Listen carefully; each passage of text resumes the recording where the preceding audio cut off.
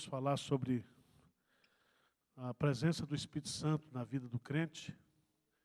E eu quero usar como texto de referência o capítulo 5 de Gálatas. Gostaria que você abrisse aí. Gálatas, ela é chamada no Novo Testamento de a carta da liberdade cristã.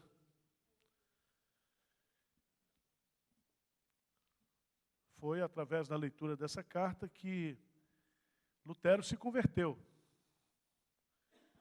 E essa carta fala da perfeita liberdade que nós temos em Cristo Jesus. E eu queria ler com você o versículo 1. Nós vamos falar um pouquinho sobre o conceito de liberdade. No capítulo 5. Do capítulo 2 até o final, eu quero colocar as 3 ameaças que a gente tem na liberdade cristã, nessa liberdade que Deus nos dá. E como é que nós podemos vencer ou preservar essa liberdade que nós temos em Cristo Jesus. Tudo bem? Então vamos ler juntos o versículo 1 do capítulo 5. Vamos lá? Para a liberdade foi que Cristo nos libertou. Permanecei, pois, firmes, e não vos submetais de novo a jugo de escravidão. Até aqui. Para a liberdade foi que Cristo nos libertou. A figura aqui é a figura de um mercado de escravos romano, onde os escravos estão ali presos, né? E, consequentemente, alguém chega ali e resolve pagar o preço e dar a liberdade para aqueles escravos.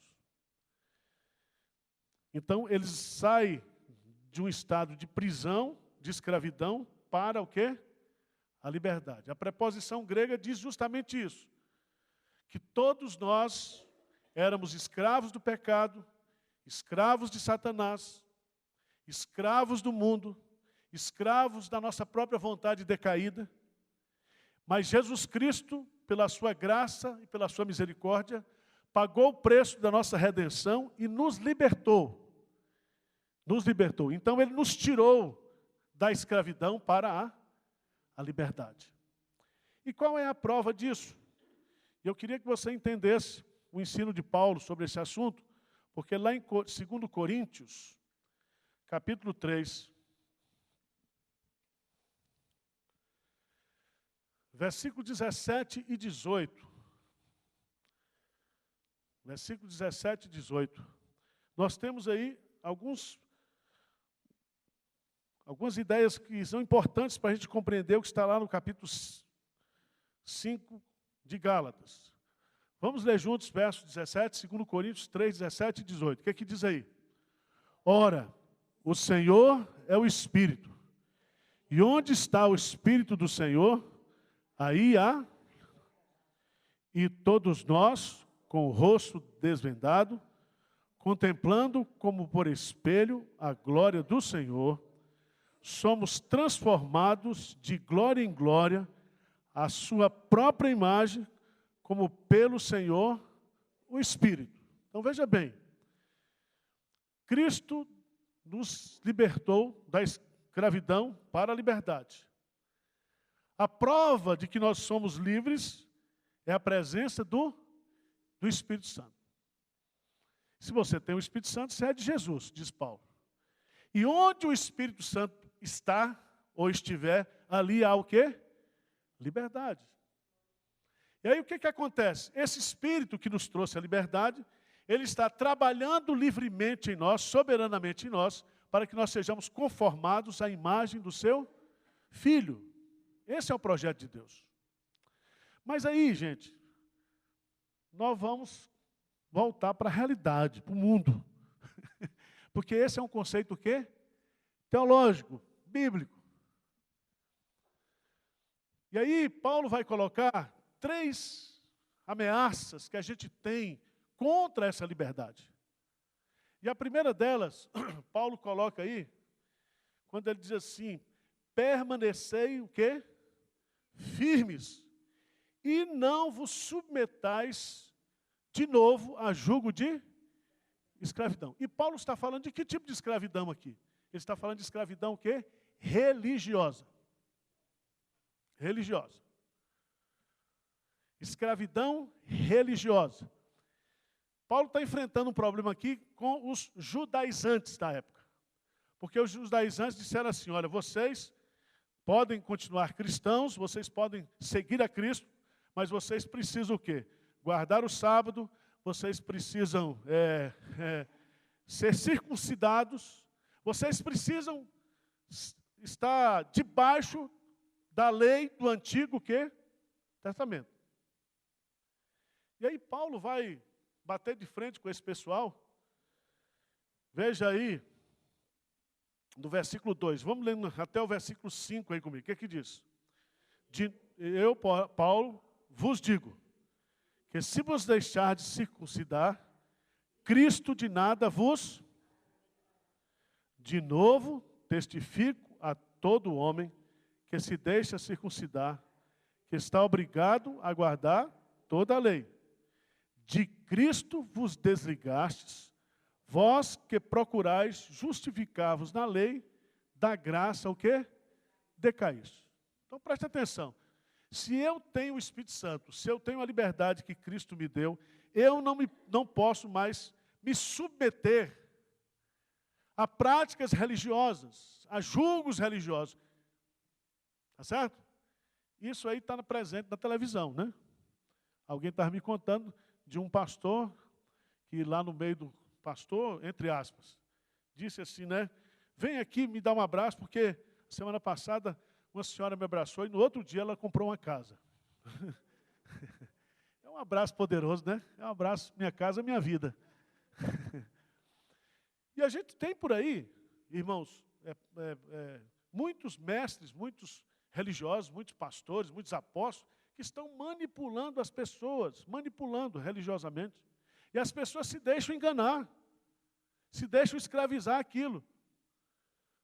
Certo? São pessoas convertidas, são pessoas crentes, têm a liberdade de Cristo, não pode mais submeter esse tipo de coisa.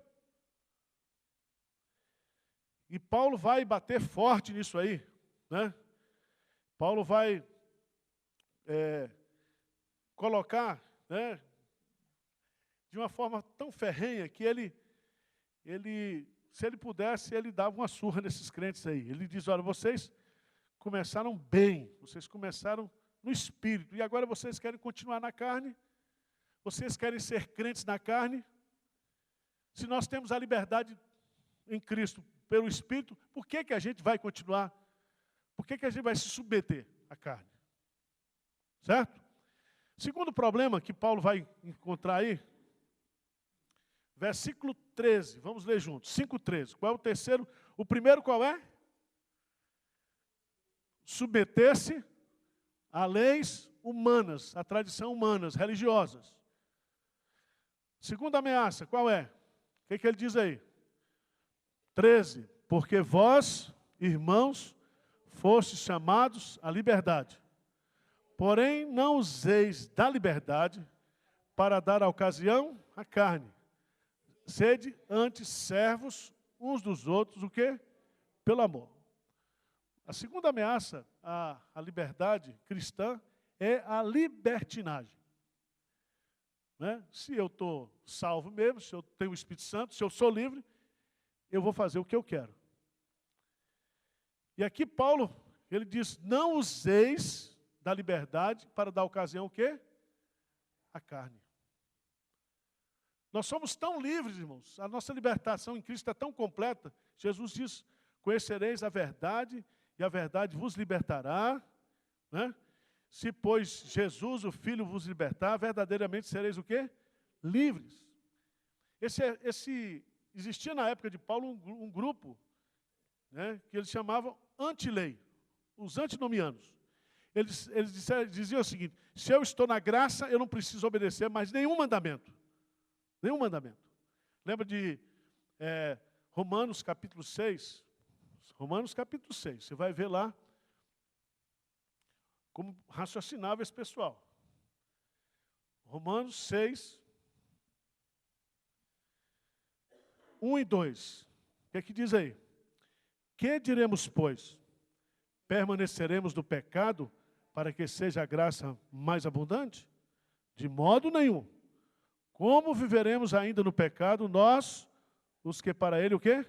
Morremos. Veja bem, o raciocínio é o seguinte: se eu, pecador, do jeito que era, a graça de Deus veio abundantemente sobre mim, então se eu continuar pecando, a graça será o quê? Superabundante. Não obedeço nenhuma lei. Agora veja o que Paulo vai dizer aí, lá em Gálatas capítulo 5. O que diz aí, versículo 14?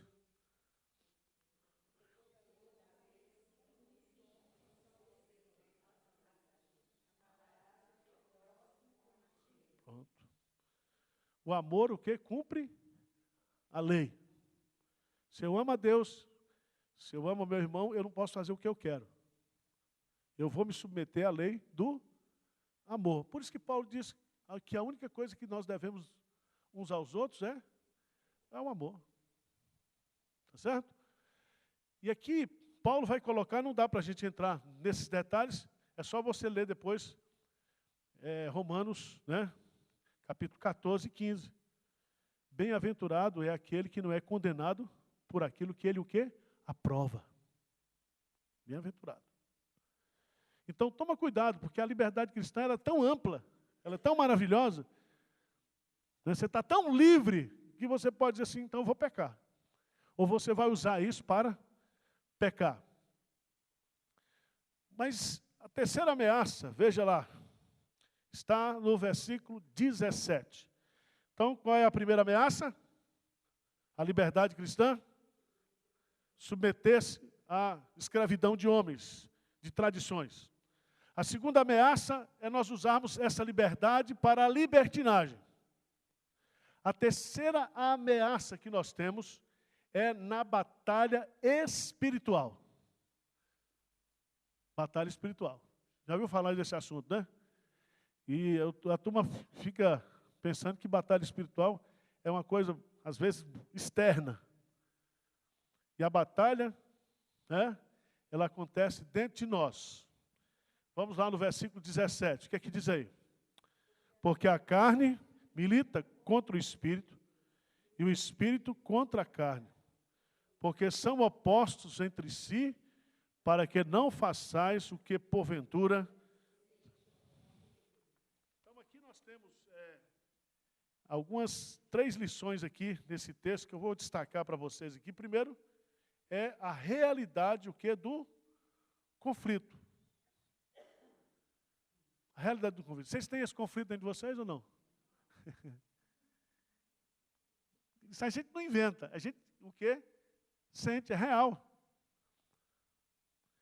E a palavra conflito aí é guerra, porque cada um quer impor a sua própria o quê? Vontade. O ímpio não tem isso, já está?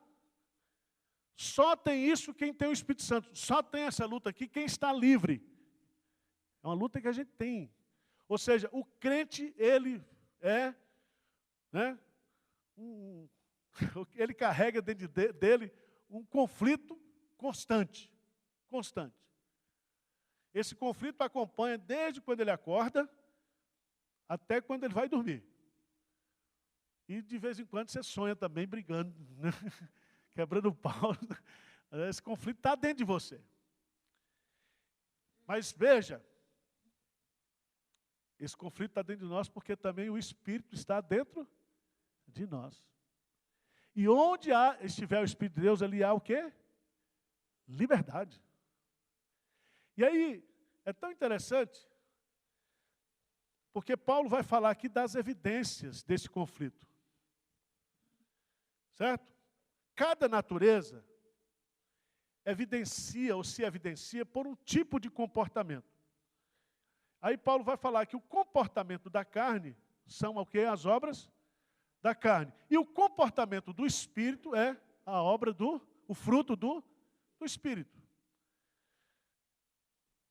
Então, veja bem, As obras da carne, veja bem aí, a partir do versículo 19. As obras da carne são prostituição, impureza, lascívia, idolatria, feitiçaria, inimizade, porfia, ciúmes, iras, discórdia, dissensões, facções, invejas, bebediço, glutonarias e coisas semelhantes a estas, a respeito das quais eu vos declaro, como já outrora vos preveni, que não herdarão o reino de Deus os que tais coisas o quê? Praticam. Isso está tudo dentro de você, de mim.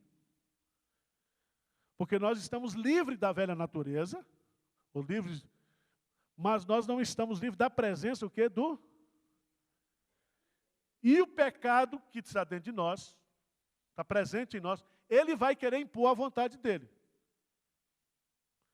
Veja como é interessante aqui, a classificação, só para a gente ter uma ideia.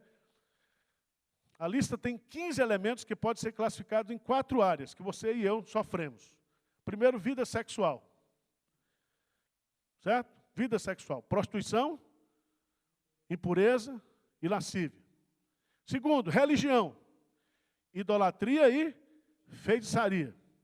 Relacionamento humano. Isso você não sofre. Inimizade, porfia, ciúmes, iras, discórdias, dissensões, facções e inveja. Depois, na área de alimentação. Bebedices e glutonarias. Glutonarias aí significa farras ou orgias. Não sei se você está observando, mas a nossa sociedade hoje, cada vez mais, ela está se tornando uma sociedade que está se entregando à glutonaria. Outro dia eu estava contando naquele canal GNT, tem uns 6 ou 7 programas ensinando a fazer comida. Tem na Bandeirante o Masterchef, não é isso?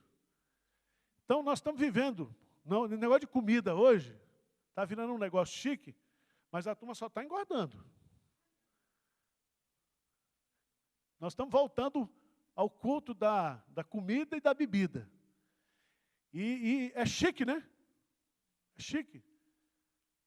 Minha mulher mesmo foi lá, comprou uma panela de 200 euros. E trouxe essa panela. Eu tenho para minha mala, isso é que é duro. Veja que esse negócio de cozinha hoje, de comida, está se tornando uma obsessão. As mulheres não querem mais cozinhar, os homens acham chique, e aquele negócio todo.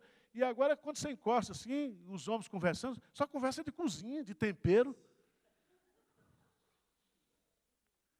Isso está dentro da gente, viu? Toma cuidado. Isso aí estava presente no período do Império Romano, no período da Idade Média dos monges, né? Os 7 pecados, o quê? E um dos pecados qual era? Glutonaria.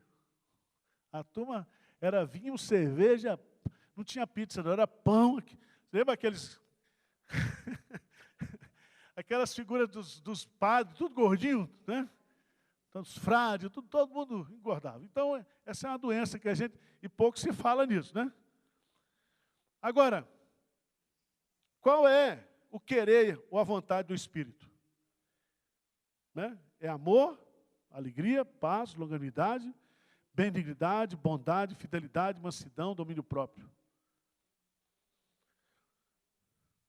E aqui você vai encontrar o oposto. O oposto. Se você pegar essas 9 virtudes aqui, você vai descobrir, se você vivê-las, você vai ter o controle completo daquilo que é da carne. Só que isso é chamado aqui de o fruto do... E o que significa isso? Significa se as minhas obras, se a minha carne, ela produz naturalmente essas obras, a minha carne ela não tem poder para produzir o que é o fruto do Espírito. Aí que está a desgraça, porque nós temos que andar no Espírito, nós temos que ser guiados pelo Espírito, nós temos que ser cheios do Espírito Santo, só que a nossa carne, a nossa natureza não quer isso. E aí vem, é muito interessante o texto.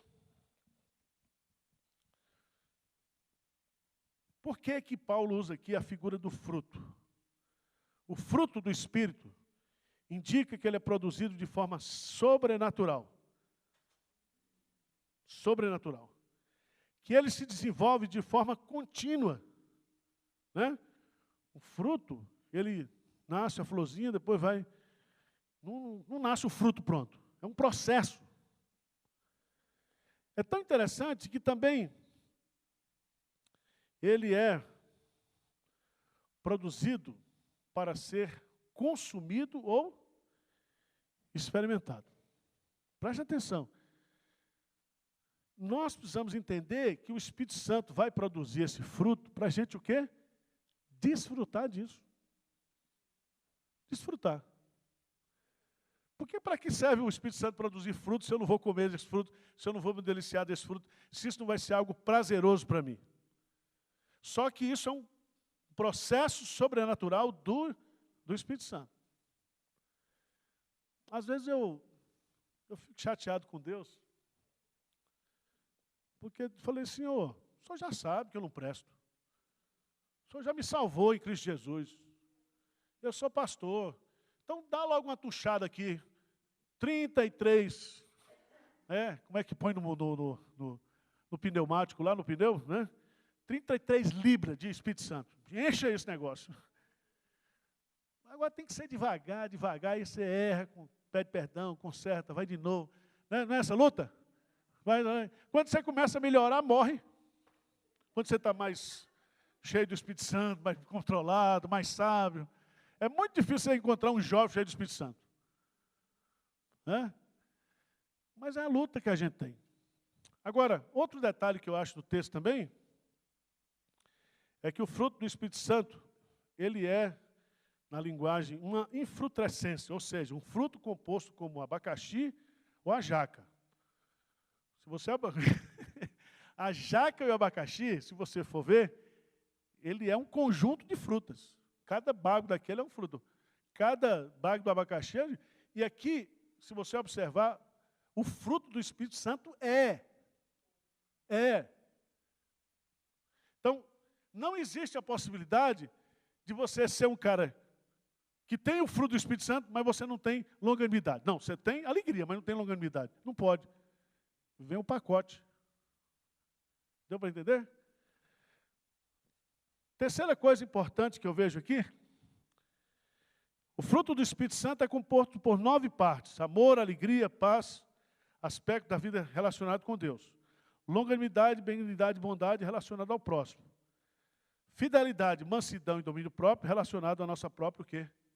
Pessoa. Qual é a solução, então, para tudo isso? Para esse conflito? Veja lá. 5,18. O que diz? Mas se sois guiados pelo Espírito, não estáis sob a lei. Primeira coisa, a palavra guiado aqui significa dirigido. E quando o Espírito Santo nos guia, ele nos guia pela mente, nos guia pela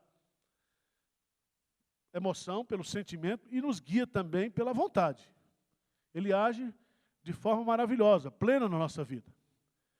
Segundo, veja lá, Gálatas 5:24, o que aqui diz? E os que são de Cristo Jesus crucificaram a carne com as suas paixões e concupiscências. Significa que nós já morremos, nós temos que trabalhar esse aspecto que é da mortificação. É difícil isso, né? Mas quando vier a tentação, não, eu estou morto, eu nunca, já morri, eu não quero nem saber disso. Isso aqui não pode me afetar, não pode me atrair, não pode, porque eu estou crucificado com Cristo. E é o Espírito Santo que vai ajudar você nesse processo. Em último lugar, essa vitória sobre esse conflito se dá o 5:25, que diz assim: se vivemos no Espírito, andemos também o quê? No Espírito. A ideia é o seguinte: se eu tenho a liberdade plena em Cristo pelo Espírito, eu tenho que viver essa liberdade também pelo Espírito. É o Espírito que vai me dar esse desfrutar dessa vida livre. Certo? Essa liberdade plena que nós temos em Cristo Jesus.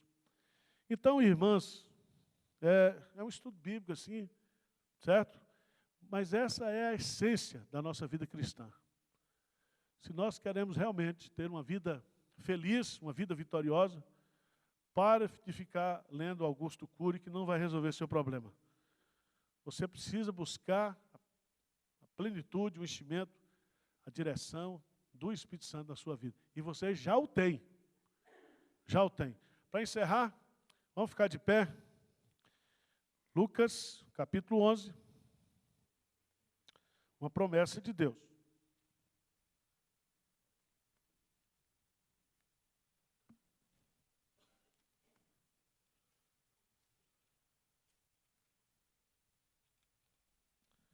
Lucas, capítulo 11. A partir do versículo 9 em diante, mas vamos ler o versículo 13. O que é que diz? Ora, se vós que sois maus, sabeis dar boas dádivas aos vossos filhos, quanto mais o Pai Celestial dará o Espírito Santo àqueles que lhe o pedirem. Veja bem, você já tem o Espírito Santo. Então você não vai receber mais a pessoa do Espírito Santo. Você vai receber o quê? O poder, a plenitude do Espírito. Tá bom? Senhor Deus, olha para nós aqui, Pai. Tu sabes que nós somos uma caixa de conflitos, de lutas. Mas o Senhor nos deu a vitória através da presença do Espírito Santo. Que o Senhor possa fortalecer cada irmã aqui, cada irmão, para que cada um aqui possa desfrutar plenamente dessa liberdade em Cristo Jesus através do poder do Espírito Santo. Que nós possamos andar, que nós possamos ser guiados, que nós possamos ser dirigidos pelo Espírito Santo. Nós oramos em nome de Jesus. Amém.